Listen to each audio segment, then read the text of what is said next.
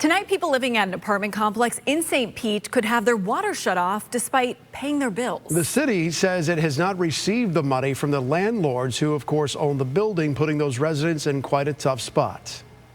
It only gives the people in this building 3 weeks to figure out what they're gonna do. I paid my rent through this month, but until we get some movement, some actual results from them, I'm not paying my rent going forward after August.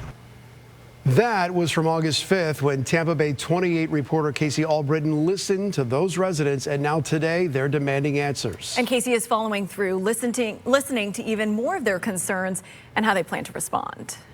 It's like they can play with people, and that's really frustrating.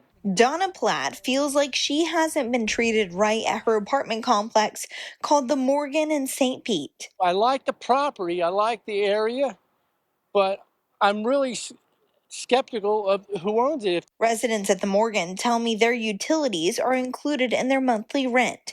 And despite that, St. Pete Utilities sent tenants a letter on August 1st saying their landlord, Lurin Real Estate Holdings, had not paid its bill, and the city could shut off water by August 21st. It bothers me. Matter of fact, yesterday I went out and bought 10 gallons of water. Just have to use if I have to for the toilet or wash myself in the by the sink.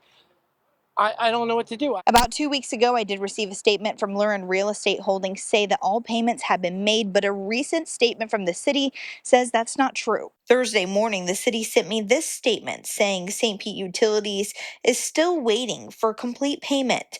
And while service will not be interrupted yet, it could happen soon if payments aren't made. It's really important. It uproots everybody's lives. And even if they're saying they're not going to turn it off this week, it's a really awful thing to have just looming over your head. Lurin Real Estate Holdings sent me an updated email Thursday afternoon saying the entire account had been paid and no interruptions should occur, but the city of St. Pete has yet to confirm that information.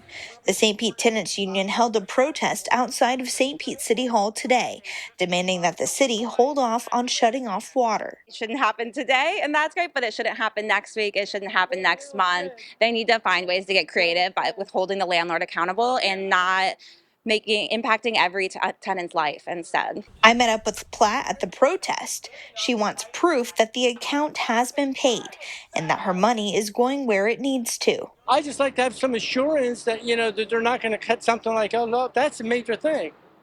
To have water for showers and bathrooms and everything like that. But, I don't trust them. I'm skeptical. In St. Pete, I'm Pinellas County reporter Casey Albritton, Tampa Bay 28. And in fact, just 30 minutes ago, St. Pete Utilities sent Casey an update today. It said that Lurin Properties has made 2 payments, one yesterday, one today, totaling more than $142,000, but those have not cleared yet. Even if they do, the utility says that the Morgan Apartments will still have an outstanding balance of more than $162,000.